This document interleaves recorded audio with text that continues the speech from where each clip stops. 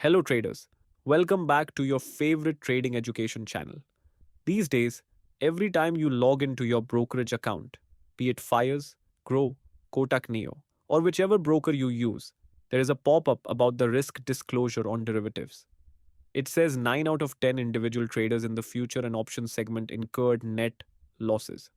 And on an average, the net loss of these traders amounts to 50,000 rupees.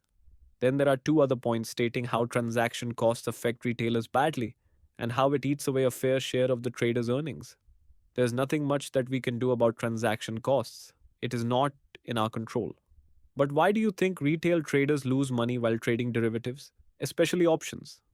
The only logical explanation that I can think of is their lack of knowledge and awareness. Unlike stocks, or even futures for that matter, options are not so straightforward. Options are the gray area in the market. There are a lot of factors in play. Without proper understanding of these factors and the hidden risks associated, it is virtually impossible for a trader to profit from options trading. It doesn't matter if you are a buyer or seller of options, the market spares none. I seek to change this. I want to help my retail trader brothers to master the art of derivatives trading, particularly options. So here I am, back with the most demanded and most awaited course in our channel. This is a complete course on options trading.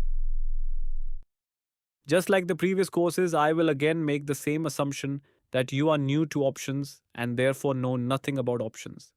For this reason, we will start from scratch and slowly work up as we proceed.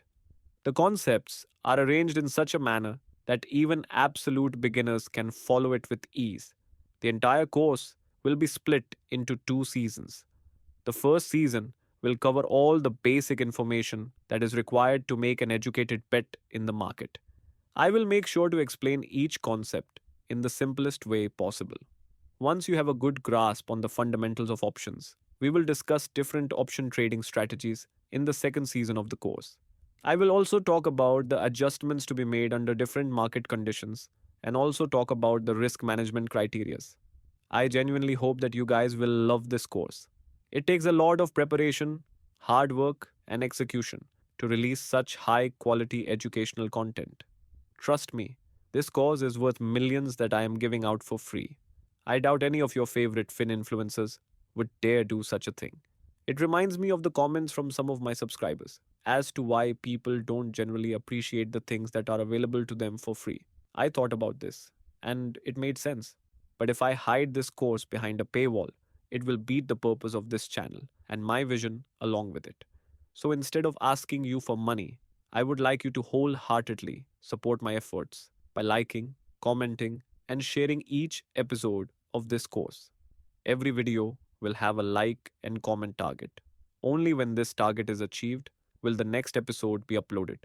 This is the price you pay for my service, and it is not so much to ask for. I'm sure everyone can contribute equally. So hit that like button right now. Comment down your suggestions and questions, and most importantly, share this video with your friends and fellow traders who really need to master the world of options. And if you are new to the channel or you haven't already subscribed, please make sure to subscribe and also enable the bell icon to get notifications when a new episode gets uploaded. So, without wasting any more time, let's get started. When you first learn about stock and option trading, you likely hear that the safer route is stock or equity trading and that options are too risky. Even though it is true to some extent, this phrase begs the question, what actually is risk? Are options really more risky than stocks? Once you dig a little deeper, the answer becomes clear. There is no better way to learn the benefits of something other than comparing it with something else. So let's compare options with stocks. First, let's get into some stock basics. You may already be aware of what stocks or equities are. If you don't know what these are, I suggest you watch my video on the basics of stock market. Anyways, here I will not be talking about such fundamental ideas. Instead, I want to talk about the risk reward profile when buying or selling a stock. We will start with buying a stock. When it comes to stock, most investors only buy shares when they believe that the company is growing strong and that the stock price will go up. This is called being bullish on the stock. Once shares are purchased, they are yours until you sell them. They belong to you. This is called taking delivery of stocks. You can also buy stocks for the purpose of taking intraday positions. Intraday traders buy a stock when they expect the price to rise. In this case, you don't have ownership over these stocks, and you will have to sell it by the end of the day's trading session, no matter if you are in a profit or loss. In the trading world, buying something is also known as being long or going long. An interesting aspect of owning stock is that there's no limit to how high the price of a stock can climb, and you can own as many shares as you want as long as you have the capital to do so. There is no leverage for delivery of stocks. But if you are buying stocks on an intraday basis, you will receive a standard leverage of 5 times. This means you can buy 5 times more shares with your capital than while taking delivery. You can sell the stock anytime when the market is open, and if you sell the shares at a higher price than you paid to obtain them, then you realize a profit. On the contrary, if the stock price falls and you are forced to sell the shares at a much lower price than what you paid to obtain them, then you realize a loss. So, me owning a stock is very black and white, or should I say green and red. This is because the maximum loss you will incur if everything goes against you is already known at the trade entry, and it can simply be calculated by multiplying the number of shares purchased by the stock price. In other terms, your maximum loss could be your capital and other trading expenses, including brokerages, taxes, etc. In this video, I won't be taking into consideration the brokerages, taxes, duties, etc. With that said, buying stock is fairly expensive, even if we consider it on an intraday basis, and you can only make money when the price of the stock goes up. This means you have to be directionally accurate in order to make money. When you buy stock, the price you pay is called a debit. Later on, when you sell it, the money you collect is called a credit. For example, if you buy Tata Motors stock at 1000 rupees a share and you buy 100 shares, you will pay 1 lakh rupees in the form of a debit. If you sell those 100 shares for 1100 rupees, you will receive 1,10,000 rupees as credit on the sale. In this scenario, you would make a net profit of 10,000 rupees. If this was an intraday scenario, you could buy 500 shares of Tata Motors for the same 1 lakh capital, given there is a 5x leverage available. But the probability of Tata Motors going up by 100 points within a day is quite rare. On an average, we can expect the stock to move by 14 points, and on a very good day, we can expect the stock to move about 25 points. These values are obtained from the average true range data of Tata Motors stock on a daily time frame. So if a trader manages to catch a 10-point up move on the stock, he can realize a profit of 5,000 rupees. So buying stock is pretty simple, but shorting or selling stocks gets a little tricky since you never really own it in the first place. Let's talk about this now. As mentioned in the previous section, if you buy stock, you're long the stock because you think it will go up. Whether you like the company or think that some aspect of the company will push the price up, your assumption is that you can buy now and hopefully sell at a higher price later. As a seller, you're taking the opposite side of this transaction. When you think a company is at its peak, or overvalued, or it is possibly going down in the future, taking a short position would benefit from a sell off actually happening. Selling something is also known as being short in the trading world. Being short stock allows you to borrow the shares and sell them at the current stock price. In the best case scenario, you sell the shares at the current price and buy them back at a lower price later. Since you want the stock price to go down, you would be bearish on the stock. You may be thinking, how does that work? You can't sell something you don't own yet, right? You can sell something you don't already own in the trading world with the help of your brokers. When you're long stock, you already own the stock, and selling it is easy to understand because this would be the closing transaction. This is an easy concept to understand since most ordinary markets functions this way. When shorting stock, because you don't own the stock when you're short, you'll need a little extra help from your broker. The concept of shorting is very counterintuitive to normal humans because we are not used to shorting in our day-to-day activity unless we have a trader mentality. So let me give you an example to grasp the idea. Let's say you want to buy the latest iPhone, but you don't want to purchase it in India because of higher prices. In India, the phone costs you about 80,000 rupees. That is when you realize you have a friend working abroad in Dubai. He is about to return back to his home in a month's time for holiday. You figured out that the same phone costs only about 70,000 rupees, including all the warranty in Dubai. So you contacted your friend and asked him for this favor. He agreed to buy the phone for 70,000 rupees on the condition that you pay him the money right away. So you transferred 70,000 rupees to his account. Here, your friend has pocketed money even before he has delivered the phone. Or, in other words, he has sold you something that he doesn't own. However, he could always buy the phone from a mall and pass the new unopened box to you. The only problem in this transaction is, what if the phone is priced above 70,000 rupees? In that case, your friend would make a loss and regret entering into this transaction with you. For example, if the phone were priced at 72,000 rupees, his loss would be 2,000 rupees. On the flip side, to his luck, what if the mall provided additional discounts and now the phone is priced at 67,000 rupees? Without a second thought, your friend would promptly buy the phone from the mall, and upon arrival, he would hand over the phone to you. And in the whole process, he would make a clean profit of 3,000 rupees. If you look at the sequence of transactions, you will realize that your friend first sold a phone that he didn't own to you, and then he bought it later from a mall and delivered it to you on arriving home. He sold it first and bought it later. This type of transaction is called a short trade.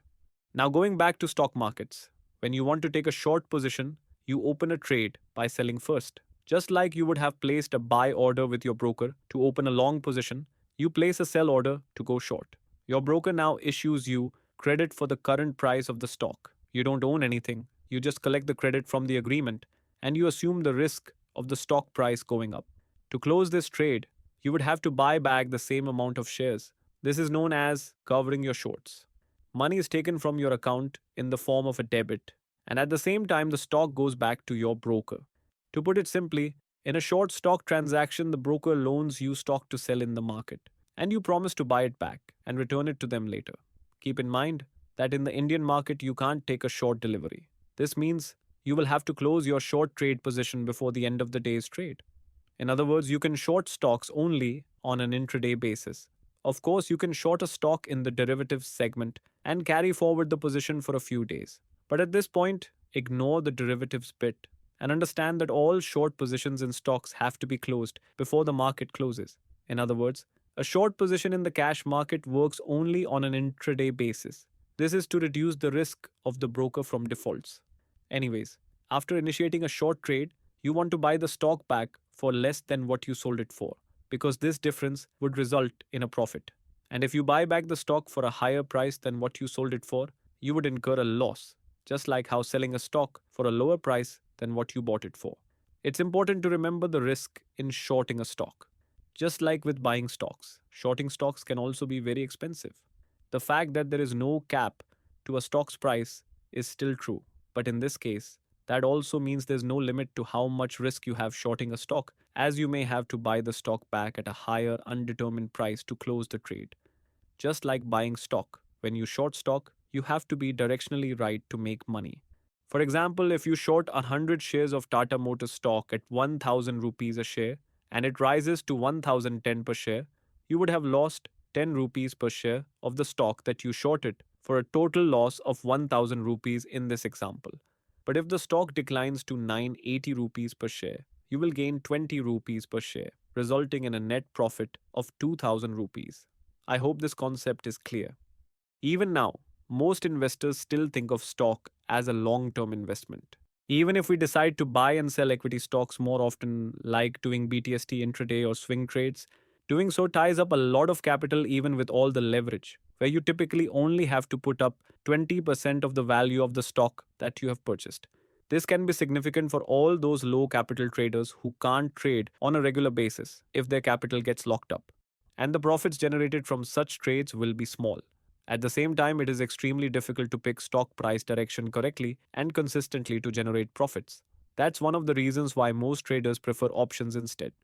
Options trading allows us to shift our mindset from where do I think this stock will go to where do I think this stock will not go. This provides a drastic shift in your mindset and mentality. In addition to this, the capital required for trading options, particularly when buying options, is very low. For clarity, let's look at this comparison where I have attached screenshots of the amount required for equity delivery, the margin requirements for intraday equity, futures, and for buying and selling options of the same quantity of Tata Motors shares. As you can observe, buying shares for delivery takes intensive capital requirements, while buying options is way affordable. Selling options, trading futures, and intraday equity demands almost similar margin requirements. So clearly, options come out to be the most affordable and accessible instrument. There are two types of options: the call option and the put option. You can be a buyer or seller of these options. Based on what you choose to do, the P&L profile changes. Quite clearly, trading an option is not just a 50-50 bet in the short term, unlike many short term equity trades. Like I mentioned before, options are the gray zone in trading. It is not entirely straightforward like equities or futures, where you have to get your direction right in order to benefit from your trades. If you're buying stock, you need the stock price to go up. If you're shorting a stock, you need the stock price to go down. With certain option strategies, this isn't the case at all. You can make money if the stock price goes up, goes down, or stays the same. As the name suggests, options have a lot of options. Look at all these option strategies that you can implement and look at the reward to risk profile. You can choose between straddles, strangles, spreads, and a lot more. This can do you a world of good if you know how to use them and implement them properly. Options are the most flexible instruments you can find. Our style of options trading allows us to pick options of different prices, to become long or short or neutral, which allows us to make money even if we're directionally wrong. That is not all. In addition to using options for various strategies, we can use it as a hedging tool to protect our existing equity and futures positions against price declines. This helps in generating income through writing options and also by speculating on both up and down moves. So, if we own some shares of a stock already, we can sell a call option against it to reduce our cost basis and open up a window to be profitable if the stock price stays the same or goes down a little bit. This is known as a covered call, which we will learn more about later. So, this was a short first peek into the world of options. There's plenty, and I mean plenty more to learn in this context. For some of you, options trading is like the light at the end of a dark tunnel. It could be your golden ticket to financial freedom. But as the proverb goes, all that shines is not gold. Options are highly leveraged instruments, making them affordable. But at the same time, it is highly tricky to understand, with an asymmetric reward to risk profile and a lot of market factors like time, volatility, etc., affecting its pricing, which could trap unaware and uninformed retail players. So we need to tread carefully, realizing and understanding all the things that could go wrong. Of course, this really is just the beginning of our journey. In the next episode, we're going to dig deeper into the concept of option contracts. I hope this video was quite informative and it gave you an overview about the world of options. If it did, kindly support our initiative of spreading financial literacy by liking this video and sharing this video with your friends and all those traders who want to master options trading. Comment down your questions and suggestions. Don't forget to subscribe to our channel and also enable the bell notification to receive updates when a new episode comes out.